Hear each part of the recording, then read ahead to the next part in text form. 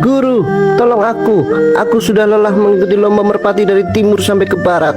Saya selalu bertemu siluman merpati yang memiliki ilmu tinggi Bunggeldor dan Jablay Guru. Sehingga saya tidak pernah memenangkan pertarungan tersebut, Guru. Sedangkan siluman yang di rumah selalu marah-marah karena saya pulang tidak bawa uang, Guru. Bagaimana ini, Guru?